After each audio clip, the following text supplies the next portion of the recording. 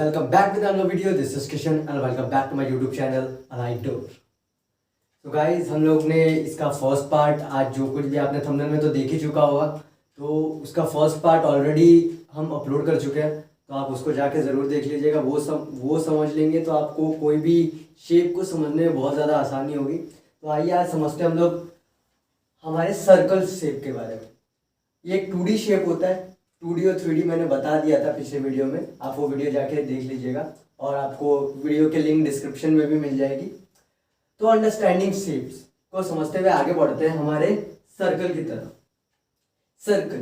Circle एक ऐसा shape होता है, क्लोज कर्व होता है, पूरी तरह से क्या होता है, कर्व होता है और एक क्लोज कर्व होता है। अगर हम एक पेंसिल को रखें एक पॉइंट पे और एक शेप बना दें गोल सा, तो उसको क्या कहते हैं, सर्कल। अब सर्कल के अंदर होती है रेडियस। सर्कल की क्या खास वस्तु होती है कि इसकी अगर हम सेंटर पॉइंट को उठाएं, सेंटर से इस पे कोई भी लाइन इसके सरकमफेरेंस पे खींचें, मतलब ये जो इसकी लाइन होती है इसको हम बोलते हैं सरकमफेरेंस, इसकी बाउंड्री या फिर इसको आप पेरीमीटर बोल दीजिए, तो इसको हम कहते हैं सरकमफेरेंस। पेरीमीटर क्या होती है कि boundary of any close curve, किसी भी क्लोज कर्व की बाउंड्री को हम क्या कह देते हैं, पेरीमीटर। तो इसकी पेरीमीटर को हम कहते हैं सरकमफेरेंस। अब सरकमफेरेंस अगर सेंटर से कोई भी सरकमफेरेंस पे आप लाइन खींचेंगे किसी सर्कल के किसी भी पॉइंट पे, सर्कल के किसी भी सरकमफेरेंस के पॉइंट पे खींचेंगे तो हमेशा वो क्या होगी, इक्वल होगी, और इस लाइन को हम क्या बोलते हैं, रेडियस। अगर उसी सरकमफेरेंस के आप किसी पॉइंट से दूसरे सरकमफेरेंस के अपोजिट पॉइंट पे कहीं पे भी अगर आप लाइन खींचते हैं तो उसको हम कहते हैं कॉर्ड, उसको हम कहते हैं कॉर्ड। और वही कॉर्ड सबसे जो लॉन्गेस्ट कॉर्ड होती है उसको हम कह देते हैं डायामीटर। सर्कल के अंदर इनफाइनाइट कॉर्ड्स खींच दी जा सकती हैं, इनफाइनाइट रेडियस मतलब इनफाइनाइट रेडियस को आप ड्रॉ कर सकते हैं। तो ये चीज होती है पूरी। तो लॉन्गेस्ट कॉर्ड होती है हमारी डायामीटर। अब हम एक चीज ऑब्जर्व करें इस चीज से, डायामीटर से, कि जो डायामीटर होती है वो हमारे दो रेडियस से मिलकर बनती है। मतलब अगर मैं यहां से लेकर यहां तक एक रेडियस क्लिक करूं और यहां से लेकर एक यहां तक रेडियस ड्रॉ करूं, तो दो रेडियस को मिलाकर क्या बनेगी, डायामीटर। अब डायामीटर क्या होती है, r plus R is equals to 2r। लेकिन अब यहां पे क्या उठाते हैं, रेडियस। तो रेडियस क्या होती है, डायामीटर की हाफ। अगर डायामीटर को हम 2 से डिवाइड करते हैं तो क्या निकल के आ जाएगी, रेडियस। अब हम बात करें कुछ इंपॉर्टेंट टॉपिक्स के बारे में, कि 3 सर्कल यहां पे आप लोग को दिख रहे होंगे। एक में लिखा होगा सेक्टर, एक में लिखा होगा सेगमेंट, एक में लिखा होगा सेमी सर्कल। ये बहुत ही इंपॉर्टेंट टॉपिक्स हैं जिसको हमको समझना बहुत ज्यादा जरूरी है। अगर हम सर्कल की रेडियस को उठाते हैं, मतलब 2 रेडियस ड्रॉ करते हैं किसी भी सर्कल में, तो रेडियस 2 चीजें बनाती है। वो रेडियस सेक्टर बनाती है, और सेक्टर भी 2 तरीके के होते हैं, एक तो माइनर सेक्टर और एक तो मेजर सेक्टर। मतलब रेडियस से ड्रॉ करने पे जो छोटा वाला हिस्सा होता है उसको हम बोलते हैं सेक्टर, और जो बड़ा वाला हिस्सा होता है उसको हम बोलते हैं मेजर सेक्टर। माइनर सेक्टर और मेजर सेक्टर। लेकिन वहीं पे हम अगर कॉर्ड ड्रॉ करते हैं तो कॉर्ड से जो बनता है वो माइनर कॉर्ड और मेजर कॉर्ड, मतलब मेजर सेगमेंट और माइनर सेगमेंट और मेजर सेगमेंट। मतलब अगर हम कॉर्ड ड्रॉ करते हैं सर्कल के किसी पार्ट में भी, तो उसका जो छोटा वाला हिस्सा होता है उसको बोलते हैं माइनर सेगमेंट और बड़े वाले हिस्से को बोलते हैं मेजर सेगमेंट। अगर हम सर्कल के बीच से लाइन ड्रॉ करते हैं, यानी हम डायमीटर को उठाते हैं, तो वो सर्कल को इक्वल हिस्सों में डिवाइड करता है, जिसको हम बोल देते हैं सेमी सर्कल। अब एक चीज कि ये जो लाइन है, एक चीज ऑब्जर्व करिएगा, ये एक्चुअली में एक लाइन ही तो है। अगर आप एक थ्रेड ले, इस पॉइंट पे अगर थ्रेड ले, उस थ्रेड को घुमाए और वापस उस थ्रेड को मिला दे, तो एक्चुअल में सर्कल की क्या है, एक लाइन। तो लाइन है, इस लाइन की लेंथ निकालने का एक फॉर्मूला है, यानी सर्कल का एक पेरीमीटर निकालने का, इसका सरकमफेरेंस निकालने का एक फॉर्मूला होता है, जिसको हम बोलते हैं 2πr। 2πr हमने एक्चुअल में क्या लिया है, आप जस्ट नोटिस करिएगा, हमने क्या लिया है, रेडियस प्लस रेडियस, ये 2r लिया है, 2r लिया है, इसमें पाई का मल्टीप्लीकेशन करवा दिया है। इसमें पाई का क्या करवा दिया है, मल्टीप्लीकेशन करवा दिया है, 2r लिया है और पाई का मल्टीप्लीकेशन करवा दिया है, तो हमारे पास निकल के आ गया है पेरीमीटर। और उसी पाई का मल्टीप्लीकेशन अगर हम रेडियस के स्क्वायर के साथ करवा दे, मतलब हम r इंटू में r करवा दे तो क्या बन जाता है r स्क्वायर, लेकिन वहीं पे हम r प्लस r करते हैं तो क्या बन जाता है 2r। ये बेसिक्स का कॉन्सेप्ट है, बच्चे कंफ्यूज होते हैं तो इसलिए इस चीज को क्लियर करना जरूरी है। तो यहाँ पे वो क्या बन जाता है r स्क्वायर, पाई r स्क्वायर। तो सर्कल के एरिया का फॉर्मूला होता है, अच्छा जब भी हम आगे आगे शेप्स पढ़ेंगे और सबके हम एरिया निकालेंगे तो सब में हमेशा याद करिएगा अल्टरनेट साइड को हम मल्टीप्लाई करवाएंगे हर बार, अल्टरनेट साइड को हर बार मल्टीप्लाई करवा देंगे, हमारा एरिया निकल जाएगा। हमने क्या किया, सर्कल की अल्टरनेट साइड ली, एक ये रेडियस लिया एक ये रेडियस लिया और दोनों को क्या करवा दिया, मल्टीप्लाई करवा दिया, तो हमारा आर स्क्वायर निकल के आ गया मल्टीप्लाई बाय पाई। तो एरिया क्या निकल के आई, पाई आर स्क्वायर, पेरीमीटर क्या होगा 2 पाई आर। अब सर्कल का एक छोटा सा कॉन्सेप्ट और सीख लेते हैं। अब यहां पे इसकी अलग दूसरे कॉन्सेप्ट के बारे में देखते हैं कि ये कॉम्पिटिटिव एग्जाम्स में बहुत आता है कि हमने सर्कल के यहां से, सर्कल को कोई भी लाइन अगर टच करते हुए जाती है एक पॉइंट पे सर्कल को कोई भी लाइन उसको टच करते हुए जाती है तो इसका नाम होता है टेंजेंट। क्या होता है, टेंजेंट। अब ये जो टेंजेंट होती है इससे इंपॉर्टेंट कॉन्सेप्ट बनता है। आपको एग्जाम में कुछ लाइनें गिवन होती है जिससे शेप कुछ ऐसा सा बन के आता है कि एक दो टेंजेंट से, एक ए पॉइंट पे टच कर रही है, एक सी पॉइंट पे टच कर रही है और वो दोनों बाहर जाके एक एम पॉइंट पे मीट कर रही हैं। तो आपसे ये वाला एंगल पूछ लेता है कि एम एंगल को बताइए कितने डिग्री का है, एम एंगल कितने डिग्री का है, या फिर ये एओसी एंगल जो अंदर है वो कितने डिग्री का है। तो यहाँ पे देखिए ये क्या है, रेडियस है। अच्छा सर्कल की टेंजेंट हमेशा जहां भी सर्कल को टच करती है 90 डिग्री का एंगल बनाती है। टेंजेंट जहां भी टच करती है रेडियस के साथ 90 डिग्री का एंगल बनाती है, 90 डिग्री का फॉर्म करती है। तो अब यहाँ पे जो ये है OA OC, तो हमारा ये जो एंगल होता है अंदर वाला AOC प्लस एंगल AMC, ये दोनों हमेशा आपस में क्या होते हैं, सप्लीमेंट्री। अभी सप्लीमेंट्री क्या चीज है कि सप्लीमेंट्री मतलब जब दो एंगल्स का सम क्या हो 180 डिग्री। वहीं पे कॉन्सेप्ट आता है कॉम्प्लीमेंट्री। कॉम्प्लीमेंट्री क्या होता है, जब कोई भी एक एंगल ए है और एक एंगल बी है, दोनों का जोड़ क्या हो 90 डिग्री, दोनों का जोड़ कितना हो 90 डिग्री, तो उसको हम क्या कहते हैं, कॉम्प्लीमेंट्री कह देते हैं। ठीक है, फिर अब एक और शेप, अगर एक किसी भी सर्कल के अंदर एक क्वाड्रिलेटरल इनबिल्ट हो, एक क्वाड्रिलेटरल होता है उसके अंदर पहले से ही, तो वो क्वाड्रिलेटरल की एक प्रॉपर्टी होती है कि क्वाड्रिलेटरल की जो अपोजिट साइड्स का सम, जैसे PQ प्लस SR, उनकी अपोजिट साइड का सम उसके दूसरे अपोजिट साइड के सम के इक्वल होते हैं। मतलब PQ plus SR will equals to PS plus QR।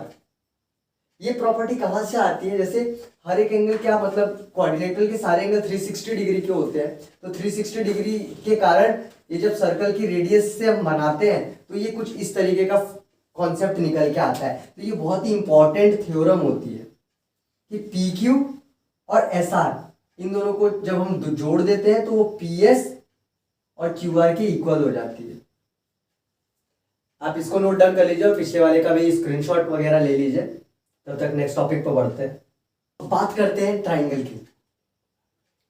अब ट्राइंगल आपने सुना होगा, ट्राइंगल बहुत मतलब ये कॉमन सा ही है।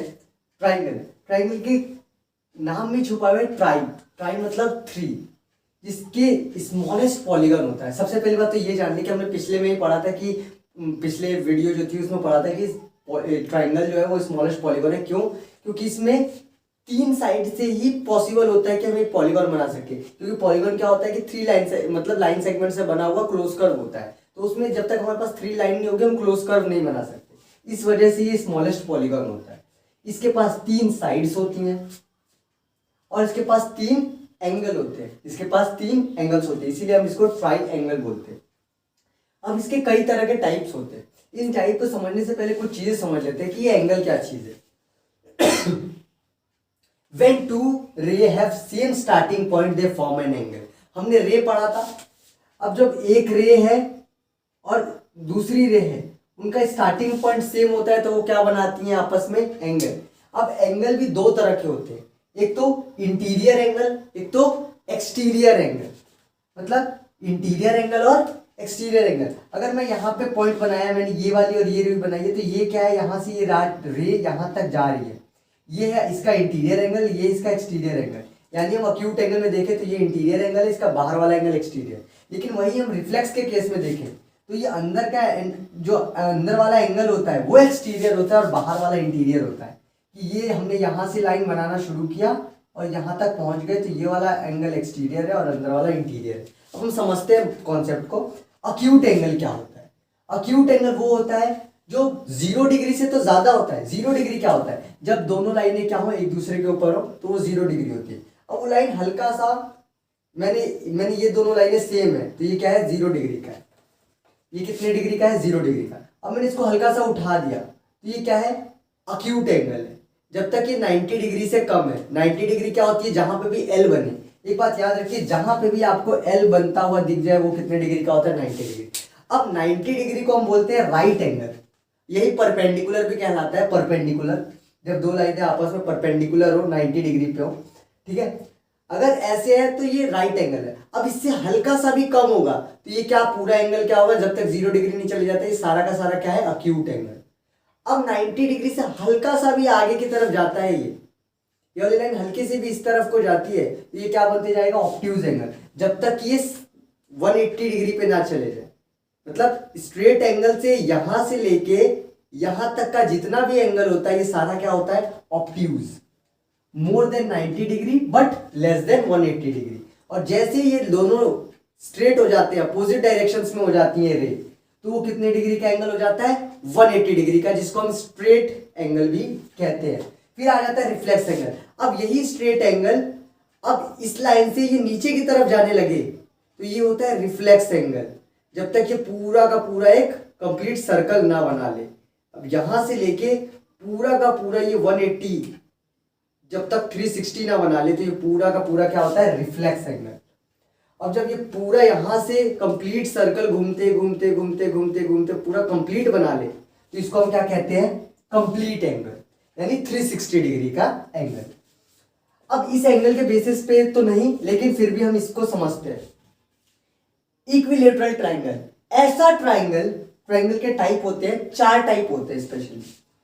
4 टाइप तो नहीं कहेंगे, 3 टाइप होंगे। स्केलिन का ही एक स्पेशल पार्ट होता है जिसको हम कहते हैं राइट एंगल ट्राइंगल। समझते हैं पहले इक्विलेटरल ट्राइंगल, जिसकी तीनों साइड आपस में इक्वल हो और तीनों एंगल आपस में इक्वल हो, उसको हम कहते हैं इक्विलेटरल ट्राइंगल। अब जिसकी 2 साइडें इक्वल हो और 2 एंगल इक्वल हो, उसको हम कहते हैं आइसोसेलिस ट्राइंगल। अब जिसकी तीनों साइड अलग हो और तीनों एंगल्स भी अलग हो, उसको हम क्या कहते हैं, स्केलेन ट्राइंगल। स्केलेन ट्राइंगल का एक स्पेशल पार्ट होता है जिसको हम कहते हैं राइट एंगल ट्राइंगल। ऐसा ट्राइंगल जिसका एक एंगल कितने डिग्री का हो, 90 डिग्री का हो, इसको हम बोलते हैं राइट एंगल ट्राइंगल। इसमें एक साइड होती है हाइपोटेनियस, एक साइड होती है परपेंडिकुलर और एक साइड होती है बेस। अब इसी से एक पाइथागोरस थ्योरम भी बनती है, जो मैं इसको अभी आपको बताऊंगा कुछ इंपॉर्टेंट कॉन्सेप्ट में। अब इसकी पहली बात जान लेते हैं ट्राइंगल की, पेरीमीटर और एरिया। पेरीमीटर क्या होता है, ए प्लस बी प्लस सी, मतलब इसकी तीनों साइड्स को आप ऐड कर दीजिए, इसका पेरीमीटर निकल जाएगा। ये वाली साइड, ये वाली साइड और ये वाली साइड, इन तीनों साइड्स को आपस में ऐड कर दीजिए तो क्या निकल के आ जाएगा, पेरीमीटर। अब जब हम एरिया की बात करते हैं तो मैंने क्या बोला था, कोई भी परपेंडिकुलर मतलब ऑल्टरनेट साइड्स को इनटू करवाना है। अब हमारे पास हम इसको अल्टरनेट साइड को इनटू करवाए तो ये देखिए वो एक कंडीशन होती है कि वो 90 डिग्री पे होना चाहिए। दोनों अल्टरनेट साइड्स हमेशा 90 डिग्री, तो यहाँ पे 90 डिग्री पे बन नहीं रहा है, तो हम इसकी क्या बनाएंगे, मीडियन। क्या बनाएंगे, मीडियन, जो कि ट्राइंगल को, अच्छा एक और कॉन्सेप्ट में बता देता हूँ कि ट्राइंगल के अंदर एक लाइन जो एक एंगल से निकले और दूसरे लाइन को बीच में कट करे उसको हम कहते हैं मीडियन। क्या कहते हैं? मीडियन। ये हमेशा 90 डिग्री पे कट करती है। एक ट्राइंगल से एक एंगल से निकल रही है वो लाइन और अपोजिट साइड को अगर 90 डिग्री पे कट करती है उसको हम कहते हैं मीडियन। क्या कहते हैं? मीडियन। एक ट्राइंगल के अंदर 3 मीडियन होती है। इसकी एक खास बात क्या होती है कि इसकी खास बात क्या होती है कि अगर ये एक साइड से निकलती है तो अपोजिट साइड को बाइसेक्ट करती है। मैंने आपको बताया था कि इंटरसेक्ट और बाइसेक्ट के बीच में क्या फर्क होता है, नहीं पता तो पिछली वीडियो देख लीजिए जाके। यहां पे इसको जब कट करेगी तो ये वाला हिस्सा इस वाले हिस्से के इक्वल होगा, मतलब यहां से ये वाला हिस्सा और इस वाले हिस्से के इक्वल होगा, तो इसको कहते हैं बाइसेक्ट। तो ये मीडियन का काम होता है। तो हमने क्या उठाया? हमने एक मीडियन उठाई और हमने एक बेस उठाया, नीचे वाला बेस उठाया। इन दोनों को क्या करवा दिया? Multiply. Base multiply by height. लेकिन हमने बेस को तो पूरा लिया था, लेकिन हाइट को क्या कर दिया था? हमने ये देखिए कि हाइट को तो पूरा लिया है लेकिन बेस को क्या कर दिया है? हाफ। बेस को क्या कर दिया है? हाफ। तो इसका फॉर्मूला क्या बन जाता है? Half of base multiply by height. Half of base multiply by height. तो ट्रायंगल का फॉर्मूला होता है हाफ बेस इंटू में हाइट। आप इसको नोट डाउन कर लीजिए, तब तक आगे बढ़ते हैं। अब कुछ बढ़ते थोड़ा सा जो एग्जाम्स में क्वेश्चंस आते हैं, थोड़ा कॉम्पिटिटिव एग्जाम्स में भी क्वेश्चंस आते हैं। Angle sum property of quadrilateral. अच्छा, मैंने क्वाड्रिलेटरल जब पढ़ाया था तो उसमें एक चीज बताना मैं भूल गया था, वो मैं बता देता हूँ। वैसे मैं क्वाड्रिलेटरल पढ़ाऊंगा तो भी बता ही देता मैं कि इसके कोई भी क्वाड्रिलेटरल होता है उसकी 4 साइड्स होती हैं, 1 2 3 4 साइड्स, और इसमें 4 एंगल्स होते हैं। जब इन चारों एंगल्स को जोड़ दे, angle A plus angle B plus angle C plus angle D, तो इन सबका जोड़ कितना आता है? 360 डिग्री। क्योंकि एंगल्स के बहुत सारे अलग अलग तरह के एंगल्स होते हैं, तो इन सबको जोड़ने पे 360 डिग्री आता है। एग्जाम में क्वेश्चन कैसे आता है कि 3 एंगल्स दे देता है आपको, ए बी सी और डी पूछ लेता है, तो आप इन तीनों एंगल्स को जोड़ के 360 में से आप माइनस कर देंगे तो आपका डी आंसर आ जाएगा। Same angle sum property of triangle के साथ भी होता है कि इसके तीनों एंगल्स का जोड़ 180 डिग्री होता है। इसमें 360 डिग्री होता है और 360 डिग्री का आधा 180 डिग्री। इसमें तीनों एंगल्स का जोड़ कितना होता है? 180 डिग्री होता है। ठीक है, अब हम कुछ बात करते हैं। मैंने अभी जस्ट थोड़ा देर पहले आपको बताया था पाइथागोरस थ्योरम, जब मैंने राइट एंगल ट्राइंगल बताया था। ये सिर्फ राइट एंगल ट्राइंगल के केस में ही होता है कि जब एक इसका 90 डिग्री का हो तो हमारे पास क्या होती है? परपेंडिकुलर, हाइपोटेनियस और बेस। तो इससे एक फॉर्मूला बनता है हाइपोटेनियस का स्क्वायर प्लस परपेंडिकुलर का स्क्वायर प्लस बेस का स्क्वायर। तो जैसे हमारे पास हाइपोटेनियस मान लीजिए 5 है, बेस हमारे पास 4 है और आपको परपेंडिकुलर पूछ लेगा, तो आप इसके फॉर्मूले पे रखेंगे h का स्क्वायर प्लस बेस का स्क्वायर प्लस परपेंडिकुलर का स्क्वायर। परपेंडिकुलर का स्क्वायर बोले या बेस का स्क्वायर कोई फर्क नहीं पड़ता। तो 5 है तो 5 का स्क्वायर करेंगे तो आ जाएगा 25, बेस का स्क्वायर करेंगे तो आ जाएगा 16 प्लस पी स्क्वायर को पी स्क्वायर रहने देंगे। तो 16 को जब इधर माइनस करेंगे इससे तो आंसर आ जाएगा 9 is equals to P square. तो p की वैल्यू क्या आ जाएगी? जब ये स्क्वायर हटेगा तो यहाँ पे क्या लग जाएगा? Under root. तो p की वैल्यू क्या आ जाएगी? 3। तो p की वैल्यू क्या आ जाएगी? 3। इस तरीके से करके आप निकाल सकते हैं। फिर हम बढ़ते हैं हेरॉन्स फॉर्मूला की तरफ। एक तो हमने ट्राइंगल का एरिया का फॉर्मूला बताया था हाफ बेस इंटू में हाइट। लेकिन जब हमारे पास हाइट नहीं दे रखी हो, बस साइड्स दे रखी हो, जैसे ए बी सी, तब हमारे पास एक फॉर्मूला यूज में आता है हेरॉन्स फॉर्मूला, जो कि हमारे 10th क्लास में डिस्कस्ड है। उस पे पहले हमको निकालना पड़ता है सेमी पेरीमीटर। एस मतलब सेमी पेरीमीटर। उसमें क्या करते हैं? तीनों साइड्स को जोड़ के 2 से डिवाइड कर देते हैं, मतलब a प्लस बी प्लस सी और डिवाइडेड बाई 2। तो हाफ कर देंगे तो ऑब्वियस सी बात है क्या निकल के आ जाएगा? Semi perimeter. सेमी पेरीमीटर जैसे निकल जाता है तो उससे एरिया निकालना बहुत आसान हो जाता है। आप अंडर रूट लीजिए और उसके बाद एस करिए, फिर एस माइनस ए को मल्टीप्लाई करिए, फिर एस माइनस बी को मल्टीप्लाई करिए, फिर एस माइनस सी को मल्टीप्लाई कर देंगे तो आपका वो अंडर रूट में जो भी वैल्यू आएगी उसको आप क्या कर लीजिए? उसका रूट लिख दीजिए, आपका एरिया निकल के आ जाएगा। सिंपल तरीका होता है, बहुत ही इंपॉर्टेंट फॉर्मूला है। फिर अगर आपको इक्विलेटरल ट्राइंगल दिया हो तो आप चुटकियों में आंसर निकाल सकते हैं जस्ट ये फॉर्मूले से। √3/4 मल्टीप्लाई बाई ए स्क्वायर। इसकी कोई भी साइड का स्क्वायर कर देंगे तो आपका क्या निकल के आएगा? इक्विलेटरल ट्राइंगल का एरिया। ये होता है इक्विलेटरल ट्राइंगल के लिए। इक्विलेटरल ट्राइंगल जब हो तो इससे आप आसानी से निकाल सकते हैं। उसमें जब हाथ आपको हाइट नहीं दी होगी इक्विलेटरल ट्रायंगल की और सिर्फ साइड दी होगी तो आप इस फॉर्मूले से डायरेक्टली निकाल सकते हैं। ये बहुत ही इंपॉर्टेंट कॉन्सेप्ट है। अगर आप चाहते हैं कि और भी मैं कॉम्पिटिटिव एग्जाम्स के भी बेस पे क्वेश्चंस करवाऊं तो आप ट्रायंगल के बेसिस पे, स्क्वायर के बेसिस पे, तो आप कमेंट बॉक्स में जरूर कमेंट करिएगा, मैं उसके लिए एक स्पेशल वीडियो बना दूंगा। तब तक आगे बढ़ते हैं हम हमारे अगले शेप के बारे में। अब हम बात करते हैं क्वाड्रिलेटरल की। क्वाड्रिलेटरल क्या होता है? Made of 4 line segments. तो 4 लाइन सेगमेंट से बना हुआ हमारा बहुत सारे क्वाड्रिलेटरल्स होते हैं। और स्टार्ट करते आइए स्क्वायर से। स्क्वायर आप सबने सुना ही होगा, स्क्वायर ऐसा शेप जिसकी सारी साइड्स इक्वल होती है, ऑल साइड्स आर इक्वल। अगर एक साइड को ए मानते तो ये भी ए, ये भी ए, ये भी ए, सारी साइड्स ए होंगी। इसके सारे एंगल्स 90 डिग्री के होते हैं, मतलब ये एंगल 90 डिग्री का, ये एंगल 90 डिग्री का, ये भी एंगल 90 डिग्री का, ये भी एंगल 90 डिग्री का। फिर डायगोनल्स आर इक्वल। इसकी जो डायगोनल्स होती है, मतलब एक पॉइंट से दूसरे अपोजिट कॉर्नर को टच करती है, तो इसको हम बोलते हैं डायगोनल। इस लाइंस को बोलते हैं डायगोनल। तो डायगोनल्स भी इसकी क्या होती है? इक्वल। डायगोनल्स आपस में बाइसेक्ट करती हैं परपेंडिकुलरली। अब परपेंडिकुलरली क्या होता है कि डायगोनल्स जब आपस में क्रॉस करती है, बाइसेक्ट करती हैं, ये इक्वल हिस्सों में तो अपने आप को डिवाइड करती ही करते हैं, लेकिन 90 डिग्री का एंगल भी बनाती हैं, तो इसी को बोलते हैं परपेंडिकुलरली। इसके पेरीमीटर का फॉर्मूला क्या हो जाएगा?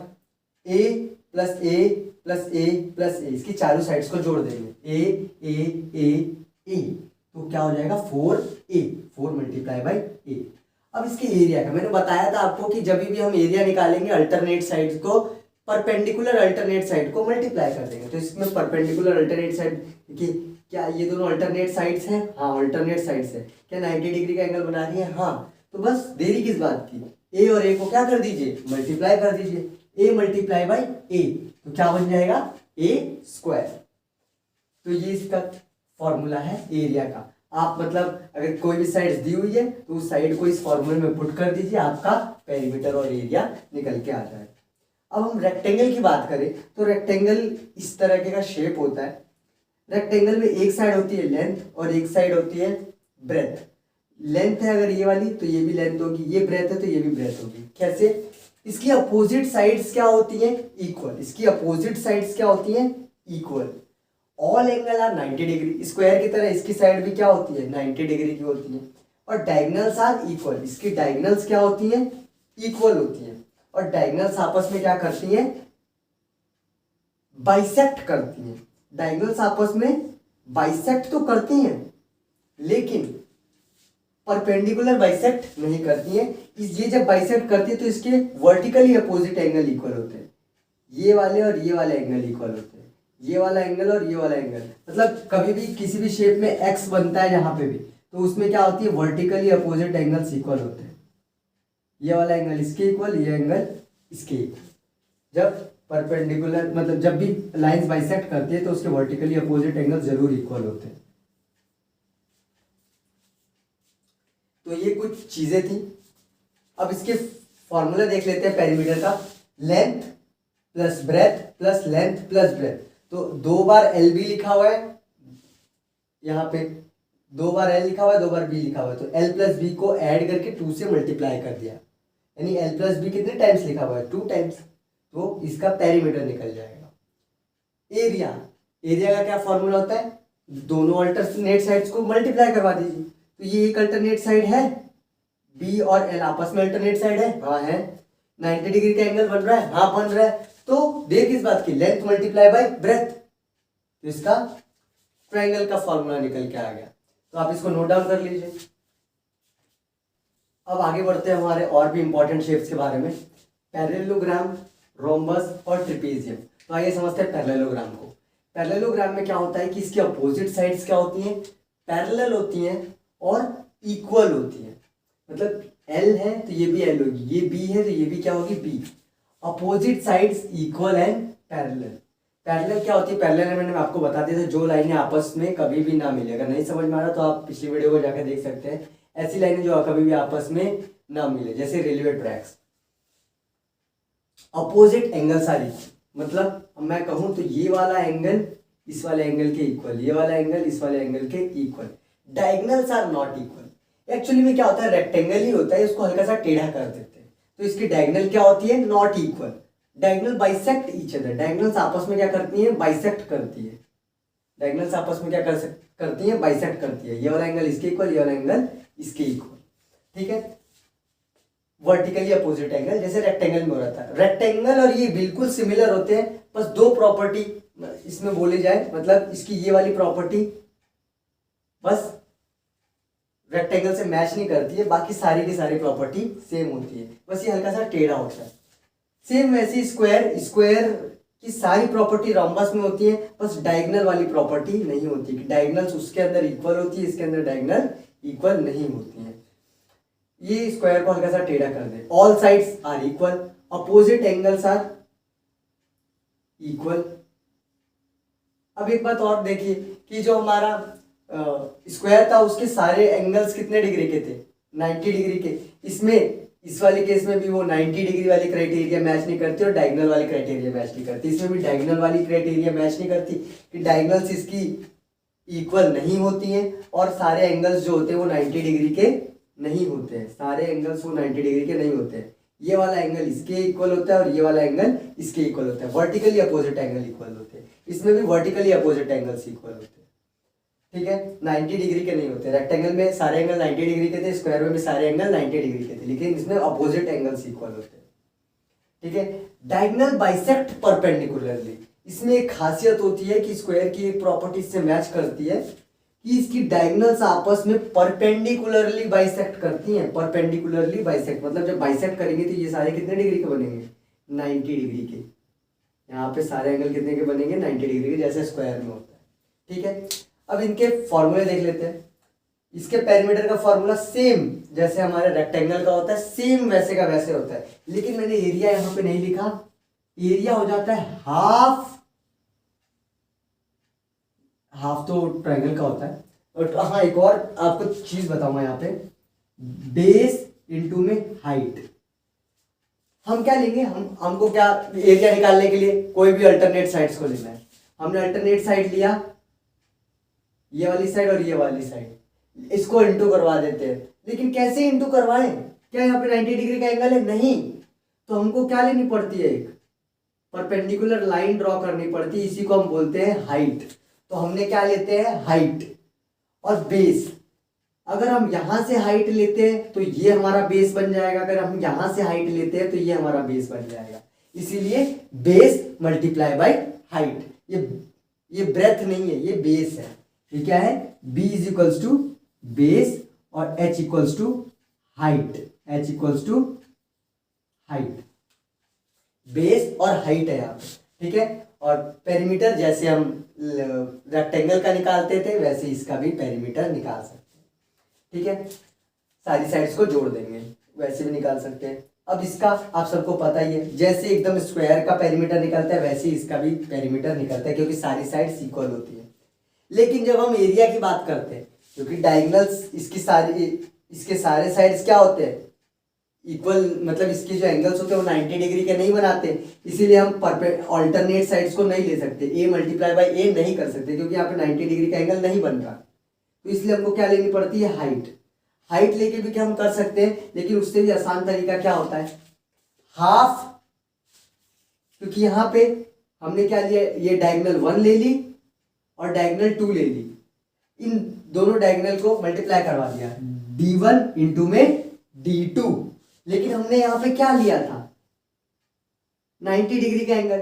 तो 90 डिग्री का एंगल तो ये डायगोनल्स के हाफ पे बन रहा है, तो इसीलिए हमने d1 इंटू में d2 तो लिया, लेकिन दोनों डायगोनल्स का हाफ। तो d1 और इंटू में d2, half of d1 into में d2। तो ये इसका फॉर्मूला होता है एरिया निकालने का, रोम्बस का। इस फॉर्मूले से आप स्क्वायर का भी एरिया निकाल सकते हैं, क्योंकि उसके डायगोनल्स तो वो भी परपेंडिकुलरली बाइसेक्ट करती है। तो इस फॉर्मूले से आप स्क्वायर का भी एरिया फाइंड कर सकते हैं। डी का मतलब डायगोनल है यहाँ पे। ट्रिपेजियम, ट्रिपेजियम बहुत ही सिंपल सा फिगर होता है। इसमें एक साइड, एक pair of side, one pair of side is parallel, one pair of side is parallel. और इसका पेरीमीटर कैसे निकलता है, जैसे ए बी सी डी, इसकी 4 साइडें हैं, इन चारों साइडों को आपस में प्लस कर देंगे, इन चारों साइडों को आपस में प्लस कर देंगे तो क्या निकल के आ जाएगा, पेरीमीटर। और इसके एरिया का क्या फॉर्मूला होता है, अल्टरनेट साइड को मल्टीप्लाई करवा देंगे। तो क्या यहाँ पे कहीं आपको अल्टरनेट साइड दिख रही है, जी हाँ दिख रही है आपको। तो हमने क्या कर दिया, इसको h माना है, इसको हम h मान लेते हैं खुद समझ के लिए, बेस मतलब यहाँ पे h मान लिया इसको, हाइट इसकी हाइट है और ये इसका बेस है, इनको आपस में मल्टीप्लाई कर दें। लेकिन कैसे मल्टीप्लाई करवा दें, इन सब में तो अपोजिट साइड इक्वल थी, क्या यहाँ पे अपोजिट साइड इक्वल है, नहीं है।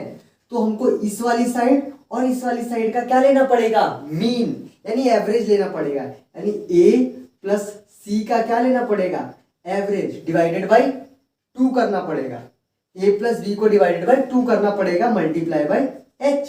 बन गया हमारा formula, half sum of parallel sides, sum of parallel sides, और उसका क्या कर देंगे, हाफ मल्टीप्लाई बाई हाइट, क्योंकि 90 डिग्री पे है तो हमारा निकल के आ जाएगा ट्रेपेजियम का फॉर्मूला। तो ये हमारे जितने भी 2D शेप्स थे उसके इंपॉर्टेंट फॉर्मूलाज थे। अगर आपको कॉम्पिटिटिव एग्जाम्स के बेस्ड के ऊपर इस पे कैसे क्वेश्चंस आते हैं वो सब आप चाहते हैं तो प्लीज़ कमेंट बॉक्स में कमेंट करिए, और वीडियो अच्छी लगी हो तो प्लीज़ लाइक करिए, शेयर करिए, सब्सक्राइब करिए चैनल को, और अपने दोस्तों तक पहुंचाइए, जितना हो सके फुल सपोर्ट कीजिए। और आपको जो भी जिस टॉपिक पे भी वीडियो चाहिए आप प्लीज़ कमेंट करते रहिए, और मैं वैसे तो वीडियो बनाते रहूँगा हर एक टॉपिक पे, लेकिन आप अपनी तरफ से करिए। So stay tuned with Alight Door. Thanks for watching this video.